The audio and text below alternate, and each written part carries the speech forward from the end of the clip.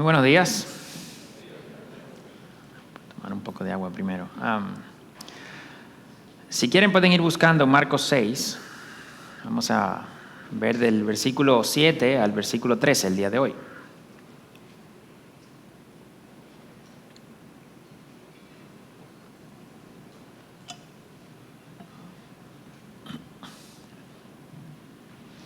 Yo también lo voy a ir buscando. Pero yo lo tenía marcado, o sea que lo hago mucho más rápido. Así que bueno, vamos a leer el texto y luego vamos a hacer un pequeño recuento de por dónde vamos y cómo llegamos hasta aquí, ¿verdad? En el Evangelio de Marcos. Y luego veremos entonces qué nos dice la palabra en el texto de hoy. Así que vamos a empezar en el verso 7 del capítulo 6 del Evangelio de Marcos. Dice así: Entonces Jesús llamó a los 12 y comenzó a enviarlos de dos en dos, dándoles autoridad sobre los espíritus inmundos.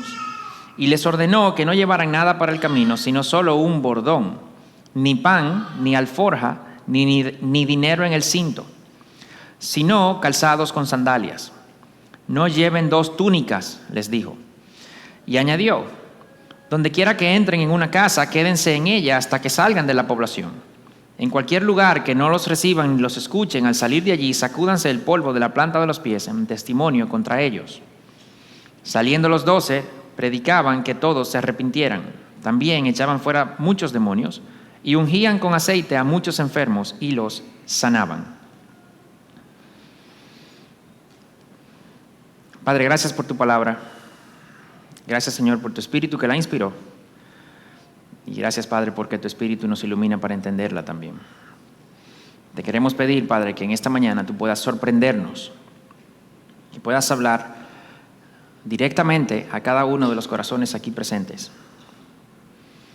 Que podamos, Señor, escuchar tu llamado, que podamos vernos si no estamos aferrando a otras cosas, si estamos reservando cosas de nuestra parte y no estamos, Señor, asumiendo el 100% de lo que tú nos llamas a hacer. Te pedimos que tú reveles esto en nuestro corazón, Señor. Si es tu voluntad, que traigas esta convicción, Padre, para que podamos realmente rendirte todo y que tú recibas, Señor, la gloria y la honra. Te lo pedimos en el nombre de Jesús. Amén. Vamos a hacer un pequeño recuento de Marcos hasta el momento. Recuerden que él divide el Evangelio en dos partes, ¿verdad? Del capítulo 1 al capítulo 8, un par de versículos del capítulo 8. Él presenta a Jesús y su autoridad. Presenta a Jesús y su poder. Está presentando, y todavía vamos por ahí, ¿no? Está presentando a Jesús, el Hijo de Dios, que vino con autoridad y vino con poder. Y del 8 al 14, más o menos, ¿verdad?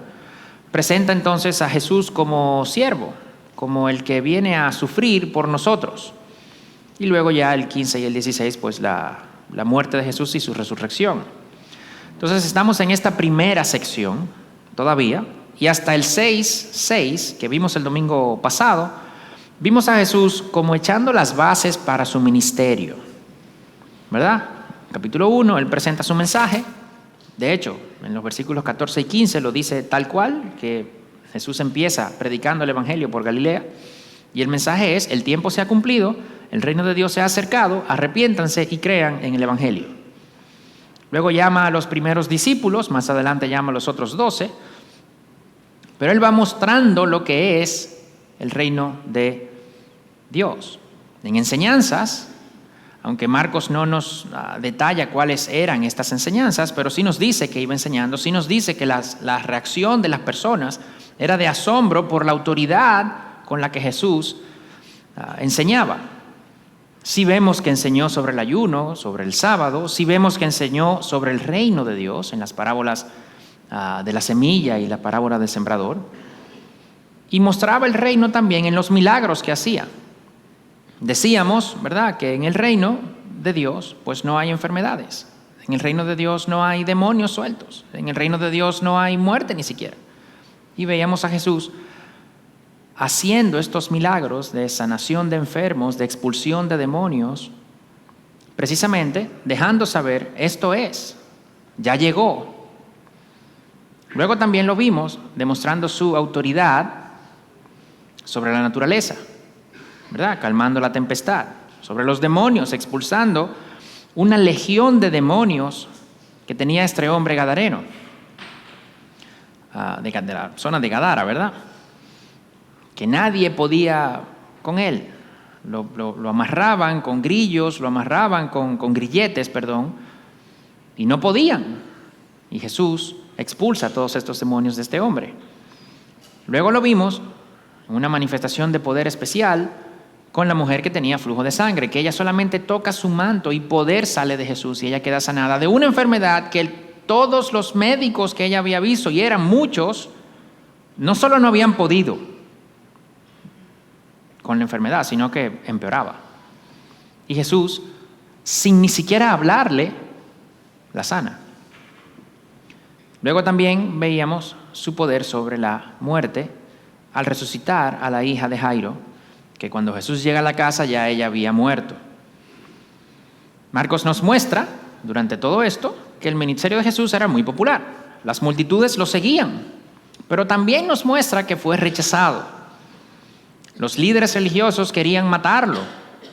Versículo 6 del capítulo 3. Su familia no creía en él.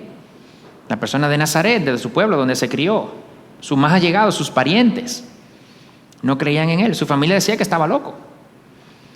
Pero este rechazo no hizo que Jesús se detuviera de su misión. Él tenía un rumbo y él mantuvo ese rumbo. De hecho, en el capítulo 1 vemos que cuando él empieza su ministerio, entra en Capernaum, se queda en la casa de Pedro, y hasta tarde en la noche un montón de personas estaban yendo hacia la casa, oyendo sus enseñanzas y para que él los sanara. Al otro día, esa fue como la primera multitud que se junta, ¿no? Y al otro día, Jesús se levanta temprano y se va a orar. Y la multitud, desde que se levanta, empieza a correr hacia la casa. Entonces los discípulos, que hasta ese momento no eran muchos, no eran los 12 todavía, van a buscarlo. Dice, pero ¿dónde tú estás? Aquí hay gente. ¿Y qué le dice Jesús? No, vámonos, porque yo voy a predicar en las otras aldeas, porque para eso he venido, para predicar, para proclamar el reino. El éxito no movió a Jesús de su misión. El éxito no lo hizo que él se quedara ahí a disfrutar, ¿verdad?, del éxito. Pero también vemos que cuando él llegó a Nazaret, lo rechazaron. Inmediatamente termina el versículo 6 diciendo, él recorría las aldeas alrededor enseñando. Eso quiere decir que el fracaso tampoco hizo que él se desviara de su rumbo, que él perdiera el foco de su misión. Él había venido a predicar el evangelio y lo iba a hacer. Y si la gente lo aceptaba, lo hacía. Y si la gente lo rechazaba, lo hacía también. Él estaba claro de cuál era su propósito. Yo vine a predicar el evangelio, él lo dijo. Él ya había dicho, de hecho, que nosotros también debíamos hacer eso. Él llamó a los apóstoles para que estuvieran con él, para que luego también fueran a predicar. Y cuando empieza a ver este rechazo, entonces Jesús empieza a enseñar, y por eso Marcos tiene ahí las parábolas del sembrador, las parábolas de la semilla, las parábolas del reino, que básicamente lo que nos quieren dejar dicho es, ustedes solo prediquen, ustedes solo tienen que hacer lo que yo les digo que tienen que hacer, el éxito o el fracaso no depende de ustedes. Eso es lo que quieren decir estas parábolas. Ustedes solo obedezcan. Él tenía clara su misión, él tenía claro su propósito. Juan 6:38, Jesús dice, yo he venido, descendido del cielo, no para hacer mi voluntad, sino la voluntad del que me envió. Ahora, en esta segunda sección de este primer acto, ¿verdad?, del Evangelio de Marcos, que va del versículo 7 que vamos a ver hoy hasta el 8, 20, por ahí, 21, el ministerio de Jesús se expande y empieza, de hecho, con los discípulos. Jesús sabe que Él se va. Jesús sabe que Él no va a estar ahí para siempre.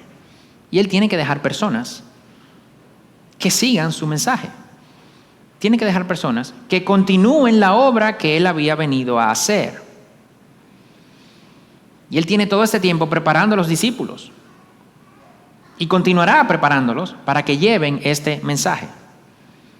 Jesús entiende en este momento que los discípulos están listos para practicar. Están listos para este examen práctico. Ya ellos han oído la enseñanza, han visto el ejemplo, han visto estas enseñanzas aplicadas, han experimentado el poder, la autoridad con la que Él viene, y ahora ellos van a poner en práctica esto que han escuchado y que han visto.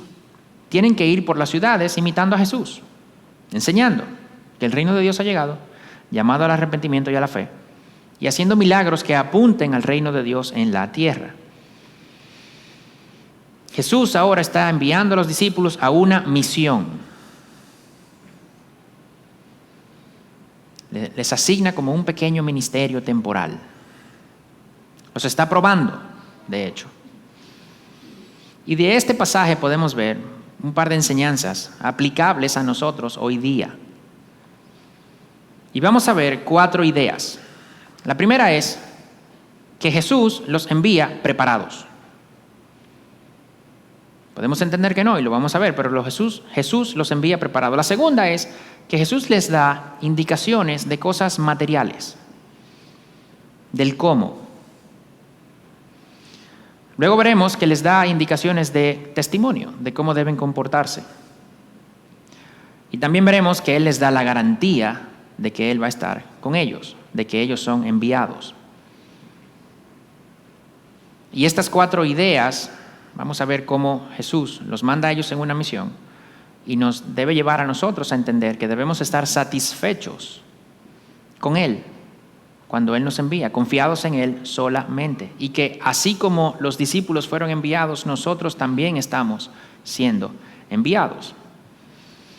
Así que vamos a ver este primer punto. Jesús los envía preparados.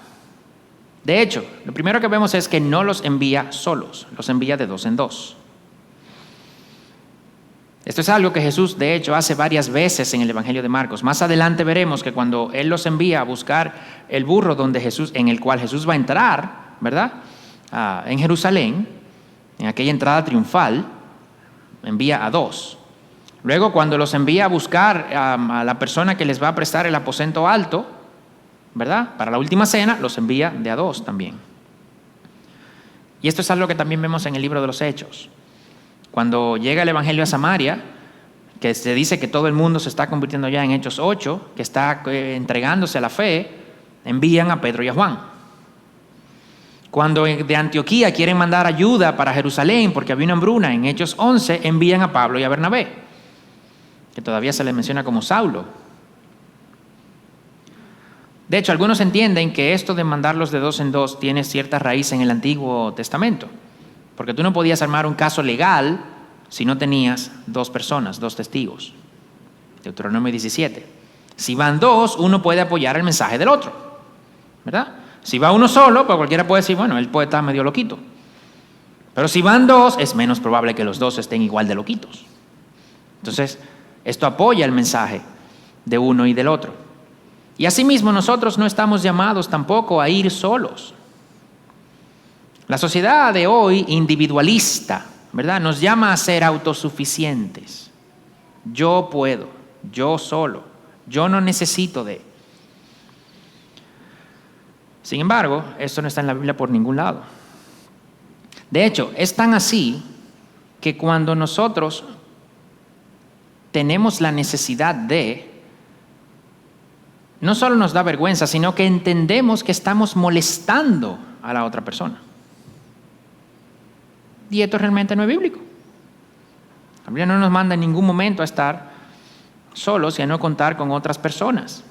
Y necesitamos aprender a trabajar juntos. Necesitamos entender que no podemos hacerlo solos. Necesitamos de nuestros hermanos en Cristo. Jesús nos ha puesto personas alrededor por una razón. Jesús no nos puso personas alrededor para que, no tengamos tanto frío, no sé. Tiene una razón eso, y es que podamos apoyarnos unos a otros, ¿verdad? En la iglesia, todo el creyente, mencionábamos ayer, en la clase de membresía, todo el creyente tiene un don. uno o varios dones del Espíritu. Inmediatamente eres regenerado, el Espíritu te dota de ese don. ¿Para qué? Para ponerlo al servicio de la iglesia, de la comunidad.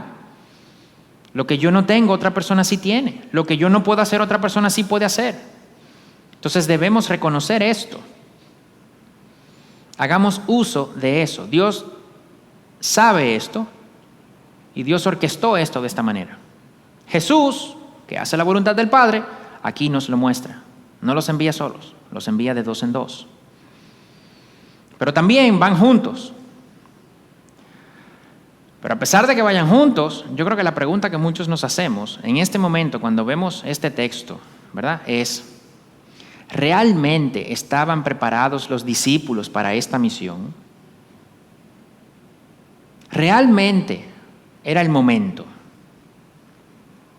Claro, como aquí estamos leyendo que Jesús los envió, nadie va a responder que no, porque estaríamos implicando que Jesús se equivocó. Pero si en este momento nosotros lográsemos hipotéticamente aislar en nuestra mente de que fue Jesús que lo envió, cuando vemos esto, probablemente muchos pensemos que no están listos.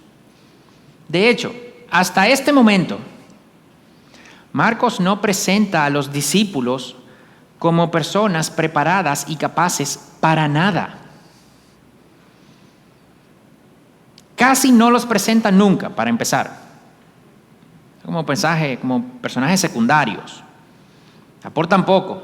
Sin embargo, cuando aportan, tampoco es valioso. Cuando aportan, tampoco es valioso. En la tormenta nos vamos a morir. Jesús, pero por favor. Cuando pregunta quién me tocó, pero ¿y esa pregunta? Todo el mundo te tocó, ¿qué es eso? O sea, son gente que no están como diríamos, tan desubicados. Así Marcos los ha presentado hasta ahora. Nada extraordinario.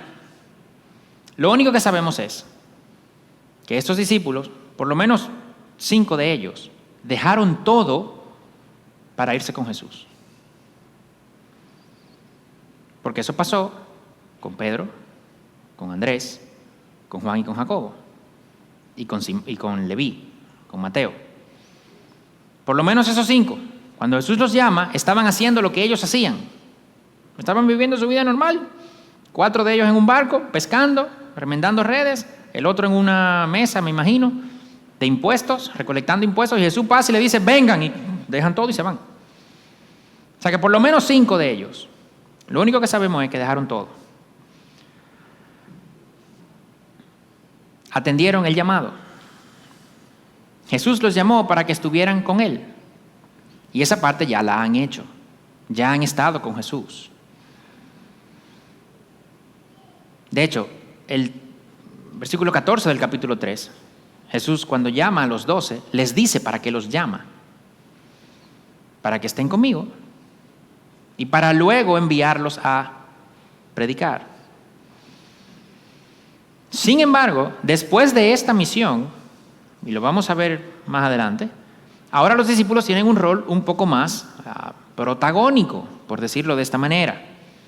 Sin embargo, esto solo los coloca en una posición en la que nos damos cuenta de lo poco preparado, de hecho, que estaban, a criterio nuestro.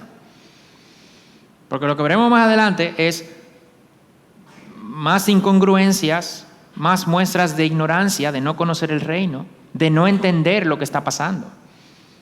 Mucho más evidente de lo que hemos visto hasta ahora. Entonces podríamos concluir muy fácilmente, en nuestro caso hipotético en el que no estamos considerando que fue Jesús que lo envió, podríamos concluir que no estaban preparados, siendo honestos. Sin embargo, Jesús los envía. Sin embargo, Jesús los envía. Y esto nos lleva a la segunda cosa que vamos a ver en este pasaje, y es que aunque ellos hayan tenido poca preparación, aunque hayan tenido poca experiencia, aunque inclusive se les vea con un carácter inmaduro, porque se les ve, el resultado de la misión no dependía de ellos. Eso lo vimos en las parábolas. Ellos lo que tenían que hacer era obedecer. El resultado no dependía de ellos. Si solo obedecían, ya iba a ser exitoso. Así como Jesús. En el versículo 7, Marcos nos dice que Jesús los envió y les dio autoridad sobre los espíritus inmundos. De hecho, esta expresión sobre los espíritus inmundos se entiende que es como un resumen, ¿verdad?, de Marcos, porque cuando vemos más adelante qué hicieron, ellos expulsaron demonios, pero también sanaron enfermos y predicaron. O sea que cuando Marcos dice le dio autoridad sobre los espíritus inmundos, implica también que le dio autoridad sobre la sanación, que le dio autoridad para enseñar y demás. Quien está dando el sello de autenticidad, quien está dando la certificación, no es la experiencia de ellos, no es el carácter de ellos, no es la preparación, no son los títulos, no son los certificados, no son los muchos ministerios que ellos han hecho y donde han participado. Es que fue Jesús que los envió. Punto. Ya, se acabó. Eso debe a nosotros hacernos entender muchas cosas también. No solo de cuando vemos a una persona que Dios está usando, sino para nosotros mismos. Porque muchas veces nosotros mismos queremos esperar tener la experiencia, queremos esperar estar preparados, queremos esperar haber, no sé, dirigido cosas, 3 cursos, 2 maestrías, a punto de empezar un doctorado. Pues yo conozco mucho, o sea, eso como que pasa mucho. Tú tienes 2 maestrías, no sé qué, y todo el mundo como que siempre está a punto de empezar un doctorado. Nunca lo empieza, pero siempre está a punto de empezar un doctorado. Tú sabes, entonces maestría y doctorado, y ministerio. Quién sabe si haber sanado 2 y expulsado un demonio por ahí también. Y hasta que no tengamos eso, no hacemos nada, porque no estamos preparados. Hay necesidad en la iglesia, se sabe. Yo soy creyente, la palabra dice que el Espíritu Santo me dio dones para yo ponerlo al servicio de la iglesia, pero yo no estoy listo. No, es que yo no estoy preparado para eso. Y yo no estoy diciendo que la experiencia, la preparación no sea importante. Claro que lo es. Pero cuando Dios te llama, ¿Él sabe eso? ¿O eso le sorprende? ¿Eso no le sorprende? Él pone esas cosas en tu camino si es necesario. Los discípulos caminaron con Jesús primero. Esto sí es lo primordial en el llamado. Porque lo que nos habilita para ser usados por Dios es que hayamos pasado tiempo con Dios. Que eso se puede ver de mi forma, sí, pero que hayamos pasado tiempo con Dios. Nosotros no producimos el resultado. Nosotros solo obedecemos y hacemos lo que Él nos dijo, regar semillas. El resultado lo da Dios.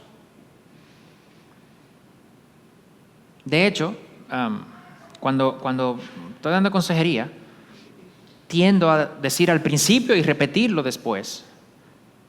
Si esto va a funcionar, no va a funcionar por la experiencia que yo tengo, por el conocimiento que yo tengo, ni siquiera por mi título de pastor. Tampoco va a funcionar por lo dócil que es tu espíritu y tu corazón. No. Si esto va a funcionar, ¿sabes por qué va a funcionar? Porque tú, como oveja, te estás sometiendo y estás obedeciendo lo que la palabra dice. Tengo un problema, ve donde el pastor. Ve donde otras personas. Si tienes que confesar pecado, confiésalo. Humíllate, ve donde la palabra, ve donde una persona que te diga qué dice la palabra de esto para yo poder aplicarlo.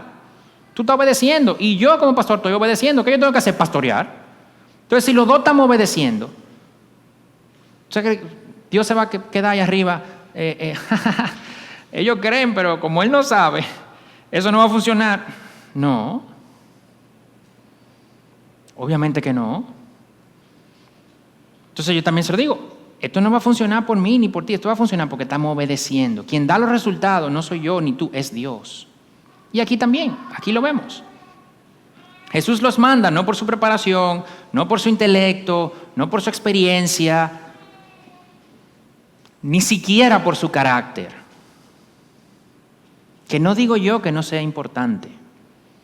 Claro que sí. Pero cuando Jesús llama, cuando Dios envía, Él está certificando eso. Nosotros podemos entender que eso no está preparado, que cómo va a ser posible, que no sé qué. Pero fue Dios que lo llamó, fue Jesús que lo llamó. Y nosotros tenemos que ver nuestro corazón, porque muchas veces hacemos esto. Levantamos un estándar que no es Dios que lo está levantando. Lo levantamos para otros. No debería estar. ¿Cómo es posible que esa persona? Eso yo lo he oído. Pero ¿sabe qué? Lo levantamos para nosotros mismos. Entonces, por miedo, por críticos, por legalistas, nosotros mismos nos impedimos entonces servir al Señor. Y está la necesidad. Y la iglesia está ahí. Y las personas en la iglesia te lo han dicho. Pero tú tienes miedo. En tu corazón tú sabes que Dios te está llamando. Pero tú tienes miedo. Yo no estoy preparado y tal. ¿Tú sabes lo que es eso? Eso es falta de fe. Más nada. Eso es falta de fe, porque eso es confiar en que soy yo que lo voy a hacer y no el Señor. Nosotros no contamos con nuestra experiencia, con nuestra capacidad, con nuestra inteligencia, con la preparación. No contamos con nada de eso. Contamos con la autoridad y el llamado de Dios, de Cristo Jesús, el poder del Espíritu Santo en nosotros. Punto, se acabó. Creo que era Martin Lloyd-Jones, que dice que cuando el púlpito, ¿verdad? El stage, ¿verdad? El escenario donde estaba el púlpito tenía unos escalones, y que cuando él iba subiendo, en cada escalón él decía: yo creo en el Espíritu Santo, yo creo en el Espíritu Santo, yo creo en el Espíritu Santo. Porque no es por la habilidad de nosotros, es por el poder del Espíritu Santo. Entonces, esto es lo primero que vemos aquí. Jesús los envía, podemos entender que no estaban preparados. No los envía solos, los envía de dos en dos, los envía con la garantía, con el sello, los envía con su autoridad. Yo los envío, por tanto, delen. Eso es lo primero. Lo segundo es que Jesús les da unas indicaciones, digamos, estratégicas, materiales, ¿verdad? Prácticas, del cómo. Básicamente, no lleven nada para el camino. Versículo 8 y 9 dice: y les ordenó que no llevaran nada para el camino, sino solo un bordón, ni pan ni alforja ni dinero en el cinto, sino calzados con sandalias. No lleven 2 túnicas. Un bordón es un palo de caminar. Una alforja es una mochila. Una bolsa, ¿no? Un bolso. El listado de las cosas que alguien normalmente llevaría para el camino. Jesús le dice: no lo lleven. Pan, mochila, dinero y 2 túnicas. No, eso no lo lleven.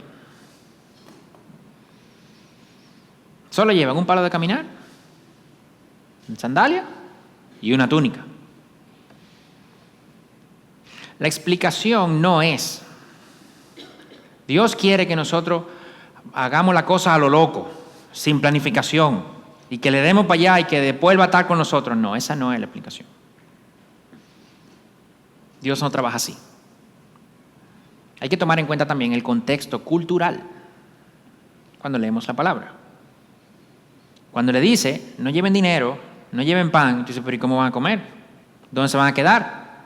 El contexto cultural garantizaba prácticamente que alguien los iba a hospedar cuando llegaran a una aldea.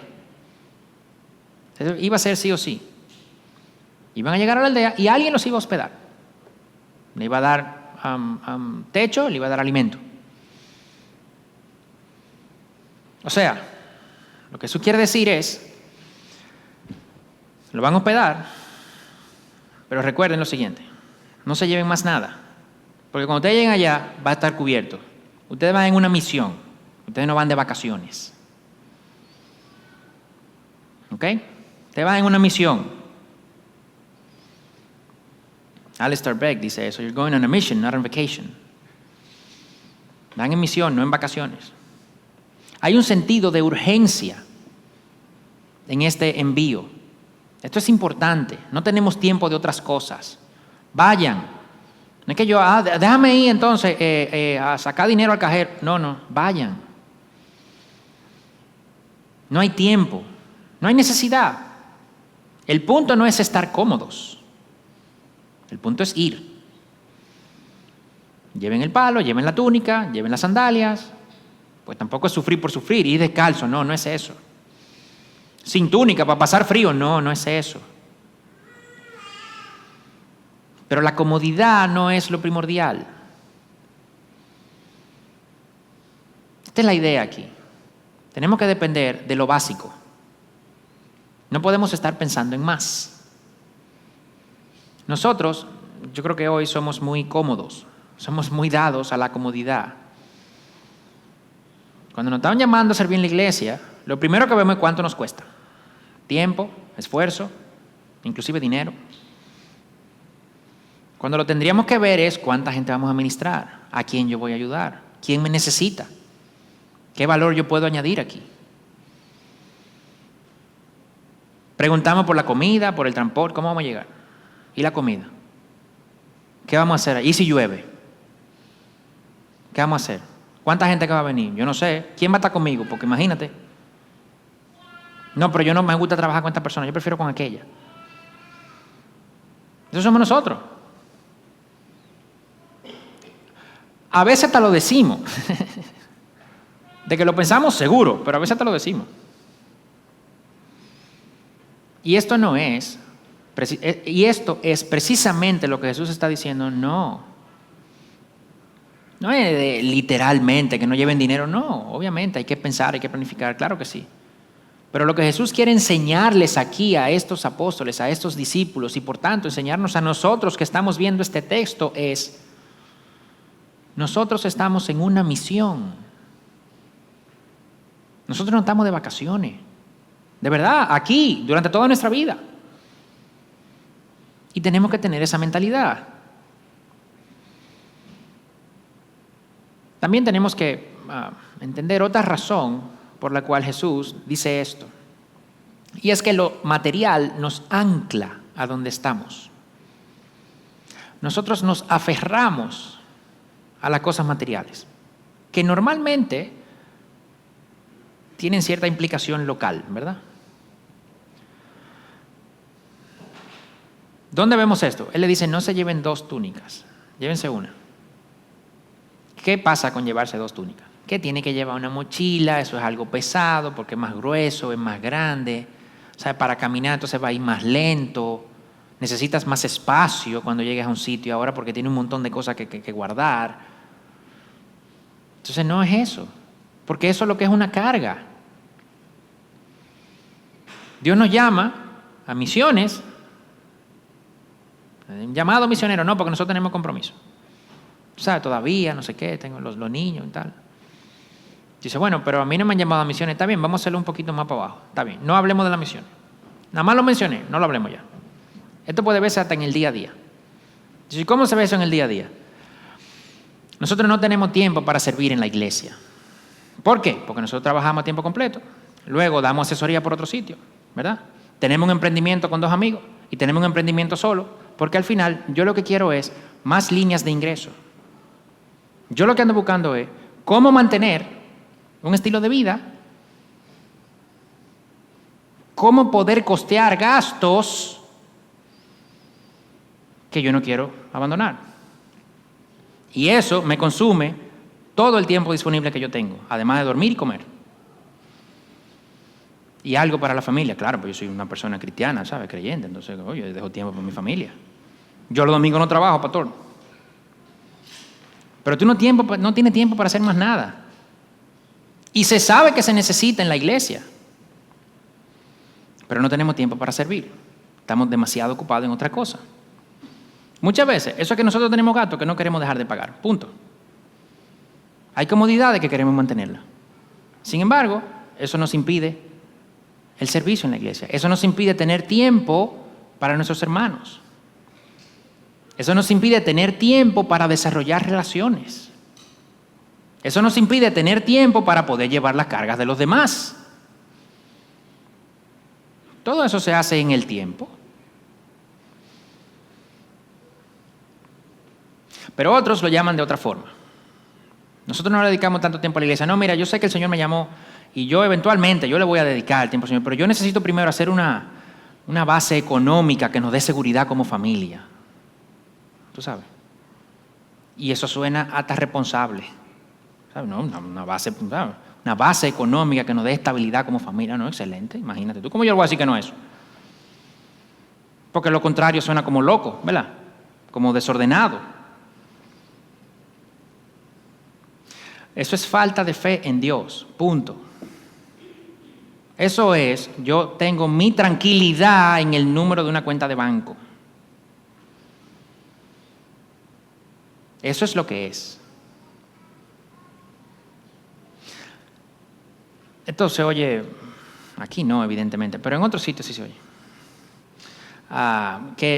¿Y por qué tú no te casas? No, lo que pasa es que yo quiero todavía alcanzar una estabilidad económica.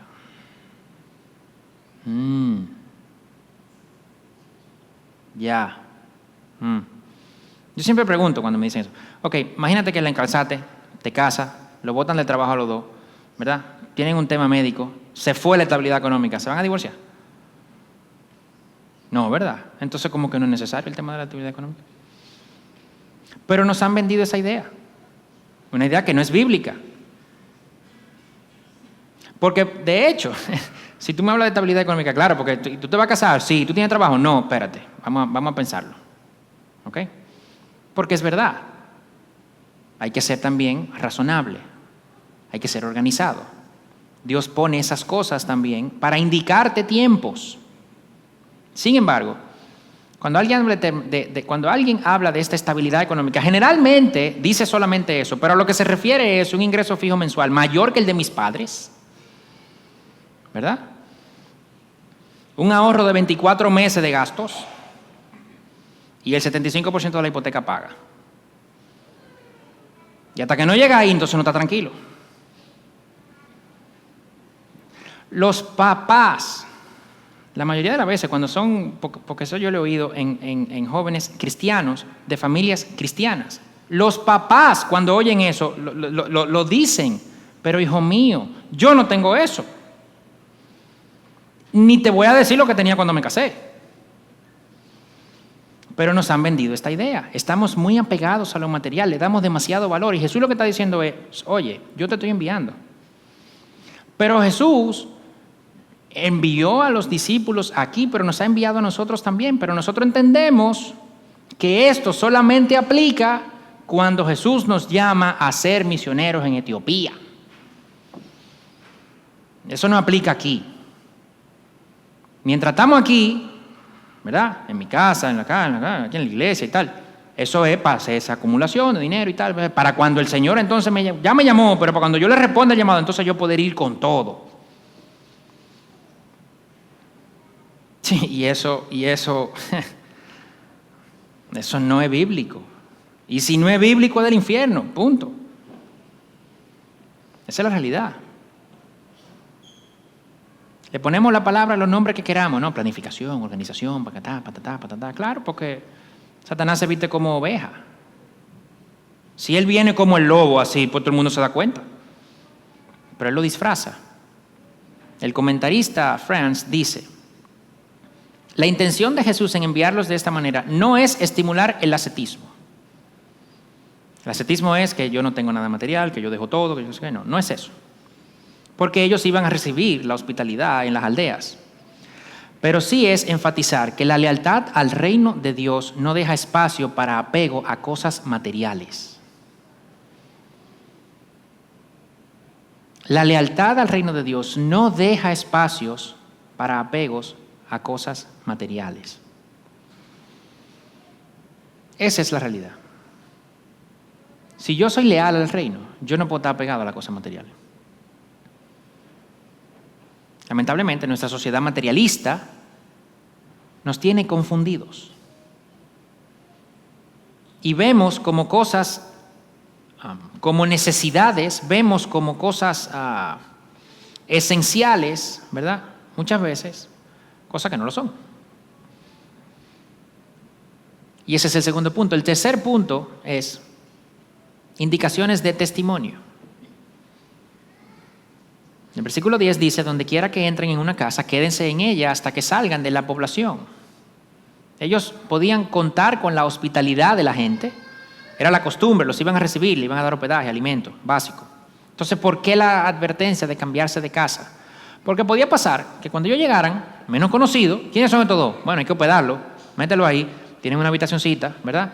Una señora, no sé, con un viejito y la viejita, ¿verdad? Que tienen su casita ahí y muy decentemente lo acogen, y es una casita humilde y ellos quedan ahí. Pero ahora ellos empiezan a enseñar, empiezan a hacer milagros. ¿Qué va a pasar? ¿Ustedes saben qué va a pasar? Va a venir la gente. Pedro, mira, tú quieres te puedes quedar conmigo, Pedro, mira esa mansión. Entonces Jesús le dice, usted donde los recibieron se queda. Olvídese de eso. Usted tiene una misión, usted no está de vacaciones. Eso va a pasar, pero quédense ahí. Porque eso mancharía el testimonio. Si yo vengo a predicar el Evangelio, si yo vengo a predicar que el reino de Dios llegó, yo vengo a predicar el arrepentimiento, la fe, todo eso tiene un montón de implicaciones. Y ahora estoy en esta casita humilde y desde que me ofrecen otra cosa mejor, me voy. Y como me ofrecen mejor que esa, me voy de nuevo. ¿Realmente tú viniste para predicarme o tú viniste para...? O sea, ¿qué es eso? Primero es un corazón no agradecido, increíblemente no agradecido. Es un corazón aprovechado, interesado, pero es un corazón insensible. Porque ¿cómo tú crees que se va a sentir, verdad? La primera persona que te recibe, cuando sabe que su casa no es mejor que la otra a la que te fuiste. Entonces Jesús dice, no, eso no va a pasar. De hecho, yo no sé si ellos se lo dijeron, ¿verdad?, al grupo que vino, pero la iglesia Ivo, yo creo que hizo exactamente esto, bien hecho. Porque inclusive en algún caso hubo oportunidad de cambiarse. La verdad que no me acuerdo cuál era el caso específico, pero sí recuerdo que eso se comentó y la persona dijo, no, también, yo me quedo. Entonces ellos mostraron esto tal cual. Ellos sabían, y eso sí yo lo oí, porque lo oí a Roger diciéndoselo, señor, ustedes no están de vacaciones aquí, ¿eh? Ustedes no están de vacaciones. Esto es un viaje misionero. Exactamente esto. Cosa que debemos imitar en nuestro diario vivir. El versículo 11 dice, donde no los reciban ni los escuchen, al salir de allí, sacúdanse el polvo de la planta de los pies en testimonio contra ellos. Así como hay un testimonio de gracia, ¿verdad? Cuando entren en esa casa, quédense ahí. También hay un testimonio de juicio si no los reciben. No los hospedan, ni siquiera los escuchan, sacúdanse el polvo de sus pies. Mientras él está diciendo eso, probablemente otro discípulo dice, pero así mismo como en Nazaret. Bueno, sí, así mismo como en Nazaret. ¿Qué hicimos en Nazaret? No fuimos de ahí. Exacto, eso mismo. Así como me hicieron a mí, le va a pasar a ustedes. Ya ellos habían aprendido esto. Ya ellos habían escuchado que el resultado no dependía de ellos, de hecho. En la parábola del sembrador, la parábola de la semilla, la parábola del reino. El sembrador siembra, él no sabe lo que hay abajo, el suelo ya, bueno, pues dará resultado o no dará. ¿Qué hace el sembrador? Sigue sembrando. Eso es lo que nosotros tenemos que hacer y eso es lo que ellos estaban haciendo. Y eso era lo que Jesús quería que ellos aprendieran. Los van a rechazar y cuando eso pase, no se queden ahí de a ver si cambian de opinión. No me cambien el mensaje. No se vistan diferente, no traten de acomodarse. No, váyanse y avísenles que eso es juicio contra ellos. Eso es lo que quiere decir el sacudirse los pies. ¿Quién se sacudía el polvo de los pies? Los rabinos, ¿verdad? Cuando iban a una tierra gentil, cuando salían de ahí, se sacudían el polvo de los pies. ¿Para qué? Para que la contaminación gentil no venga con ellos a tierra judía. Entonces lo que Jesús le está diciendo es, díganle a ellos que eso es juicio para ellos como si ellos fueran gentiles.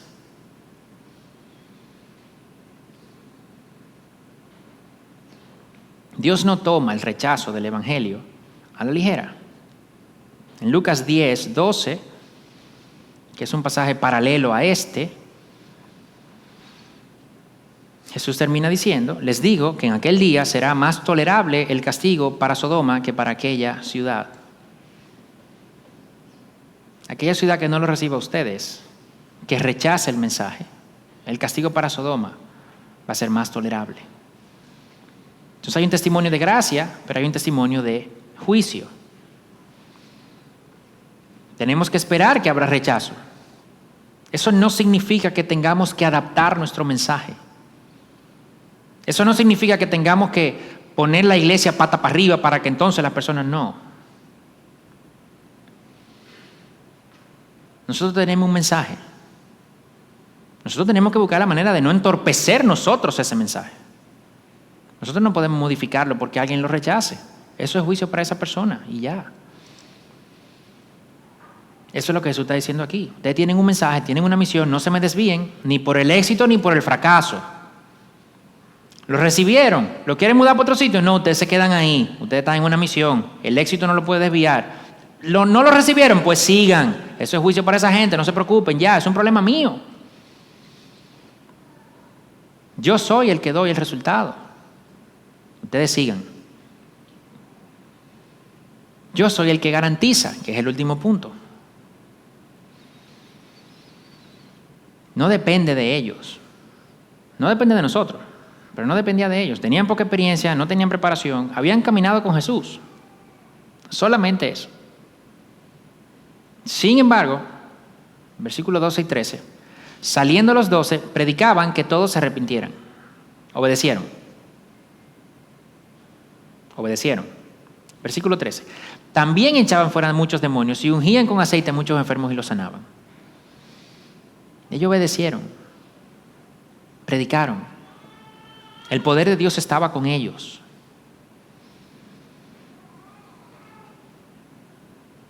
Sanaron enfermos. Expulsaron los demonios. Predicaron del arrepentimiento. Lo que nosotros tenemos que hacer, lo que hicieron ellos. ¿Qué? Obedecer. Obedecer. Nos enviaron. Vamos, ya. Dios bendice eso. El que nos envía es quien nos da su poder. Su autoridad es el que garantiza que va a estar con nosotros. Él no garantiza el éxito según nuestra definición de éxito, porque Él fue rechazado. ¿Eso fue un fracaso? No. Él se mantuvo obediente siempre y eso lo llevó a alcanzar el éxito según la definición de Dios de éxito, no la nuestra. A veces entendemos que Jesús nos llama a hacer cosas que son como difíciles, ¿verdad? Porque tú dices, bueno, pero imagínate, entonces te rechazo y entonces uno está aquí haciendo las cosas y la gente no escucha y esto es complicado, mira que el sacrificio que uno tiene que hacer y el tiempo que yo tengo que dejar y los problemas que surgen con otros. Si él supiera cómo es esto. Dice, bueno, pero él fue hombre también. No, pero que para él fue fácil. Sí, porque él era Dios. Vamos a ver. Cuando él dice lo que dice, él lo dice porque él sabe cómo es. ¿Y tú sabes por qué? Él sabe que tampoco fue fácil. Solamente tenemos que irnos a Getsemaní. ¿Verdad? Búsquenlo. Lo que no saben lo que pasó, búsquenlo en Getsemaní. Hago referencias allá. Él dice que nosotros no nos apeguemos a lo material, ¿verdad? Que consideremos que estamos en una misión. La temporalidad de la vida. Que confiemos en Él, su propósito y su sustento. Él no está diciendo, olvídense del dinero, olvídense de la mochila. Eso no es una manera literal. En el caso de los discípulos, Él quería que aprendieran una lección y nosotros tenemos que aprender esa lección ahora. Porque de hecho, si sabían, en Lucas, más adelante, les dice que sí, que lleven mochila, que lleven dinero, que lleven.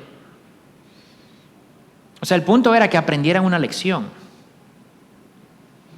Nuestra vida aquí es una misión, es temporal, es urgente, es demandante, no son vacaciones. Pero Él nos dice esto porque Él hizo eso ya, porque Él vivió eso ya. Porque lo que Él nos está diciendo a nosotros es que no llevemos dinero, que no nos peguemos las cosas materiales, que igual no resuelven nada. Pero ¿qué fue lo que Él hizo? Él tenía todos los atributos divinos y Él se despojó y no consideró ser igual a Dios. Él era omnipotente, ¿verdad? O sea, bajarse de la cruz, pero por favor. Pero Él se quedó ahí. Él no hizo uso de las cosas que Él sí podía hacer uso. Entonces, cuando Él nos dice a nosotros que hagamos eso, Él lo hizo primero. Él sabe lo que es eso. Él no usó su omnisciencia, su omnipotencia, su suficiencia, toda esa prerrogativa divina, Él no la usó. Él se despojó, Él no consideró ser igual a Dios para aferrarse a esa cosa. Pero oye, ser igual a Dios y no se aferró a eso. Y nosotros no queremos aferrar a 3, 4 cositas de aquí, de la tierra, materiales.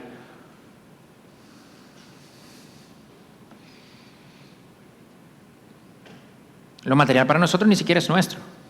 Da la impresión de que sí, pero ni siquiera lo es. ¿Que nos van a rechazar? Sí, claro que sí. Claro que sí. Eso es difícil, está bien. O sea, ok. Pero Jesús te lo está pidiendo que lo haga. ¿Ok? Porque Él lo hizo primero. A Él lo rechazaron. Lo rechazó su familia primero. Su pueblo lo rechazó. Los discípulos no solo lo rechazaron, lo abandonaron, lo traicionaron. Lo traicionaron. O sea, Él vivió eso. Él sabe lo que es. Pero Él te está diciendo, yo te garantizo la victoria final. Yo sé que eso va a pasar. Yo sé que puede ser complicado. Pero tú tienes que confiar en mí. Yo pasé por ahí. Yo sé lo que es eso. Yo me entregué en la cruz. No consideré ser igual a Dios. Yo todo lo solté. Me clavaron ahí. Por ti. Yo hice todo eso y ahora también, entre todas las cosas que puedo hacer, te puedo decir, yo pasé por ahí. Yo te entiendo. Tu miedo, yo lo entiendo. Pero yo te estoy diciendo, yo te garantizo la victoria final. ¿Dónde tú me la garantizas? Porque yo resucité. Yo morí, pero yo al tercer día resucité y yo estoy en la gloria ahora, a la derecha de Dios, preparando una casa. Yo lo que te estoy diciendo es que durante este tiempo esto es una misión y hay que estar con la mentalidad de que es una misión, que es urgente, que es temporal. Yo perdí todo lo que yo tenía para que tú puedas ganar todo lo que tú no tenías. Lo único que te estoy pidiendo es que ya tú tienes, o sea, te estoy diciendo, ya tú tienes eso, ya tú lo tienes garantizado. No te aferres a cosas que no tienen valor. Las cosas materiales, que si la experiencia, que si tal, no soy yo que te estoy llamando. Yo te estoy llamando a que prediques el Evangelio. Yo te estoy llamando a que le hables de mí a otros. Yo te estoy llamando a que pongas tus dones, tu talento a servicio de la iglesia. Yo te estoy llamando a eso. Termina haciendo eso. No podemos ser calientabancas. No podemos andar por ahí que la gente ni siquiera sabe que somos cristianos.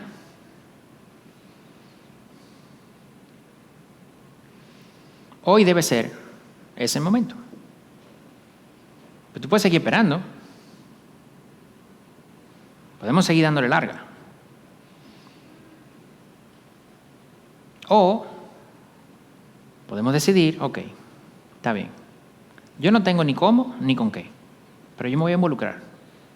Yo no tengo ni cómo ni con qué, pero yo voy a empezar a hablar.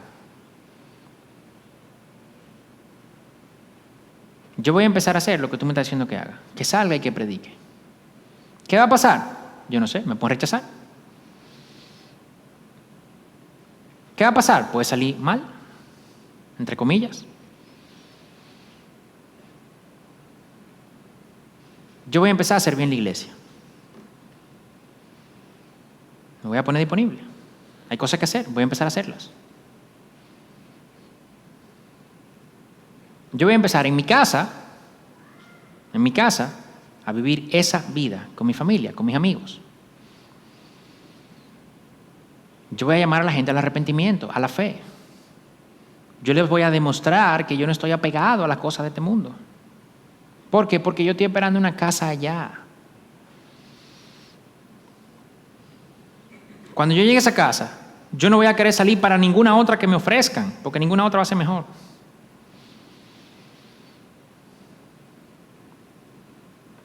Pero tenemos que confiar en Él. Tenemos que esperar, dejar de esperar que las cosas se den, el momento oportuno. No, yo le voy a hablar a fulano de tal, pero yo tengo que leerme este libro primero. No, yo voy a empezar en el trabajo, pero que todavía, entonces, ¿qué otro libro yo puedo leer, pastor? Mucha gente me pregunta eso. Y yo les respondo. No es que no. Claro que sí.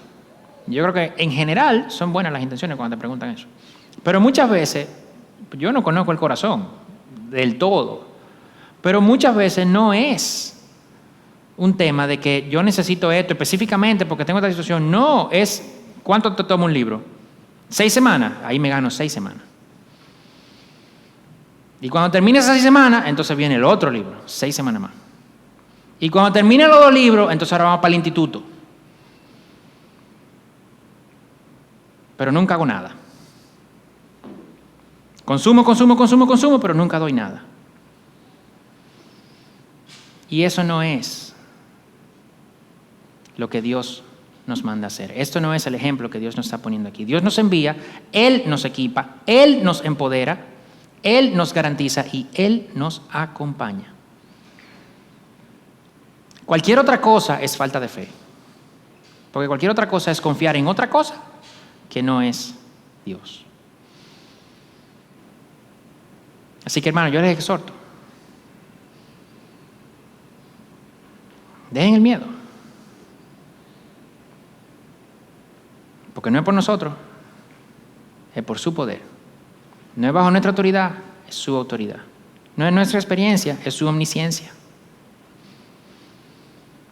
Y eso nos debe llevar a estar tranquilos, eso nos debe llevar a hacer estas cosas, a entregarnos en el servicio, a entregarnos en la predicación del Evangelio, a hacer de nuestra vida esa misión.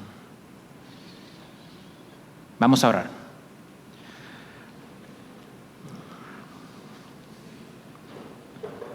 Padre, gracias. Gracias por este tiempo. Gracias por tu palabra. Padre, mira lo que hemos visto aquí hoy. Padre, yo sé que tú conoces el corazón de cada persona aquí. Tú conoces, Señor, la situación particular de cada quien. Y yo te quiero pedir que tu Espíritu, Señor, de manera especial, pueda tomar esto que hablamos ahora y pueda ministrar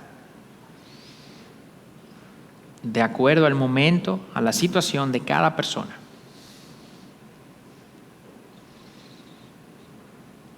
Padre, que cualquier barrera, cualquier miedo, cualquier inseguridad, todo eso es falta de fe, todo eso es pecado.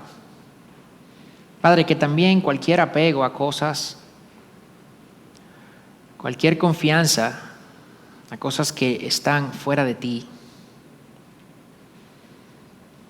cosas, Padre, que no son malas en sí mismas, pero son cosas que nosotros idolatramos muchas veces. Son cosas que ponemos al lado tuyo, si no es que sustituyen tu lugar. Padre, que tú quites eso de nuestro corazón.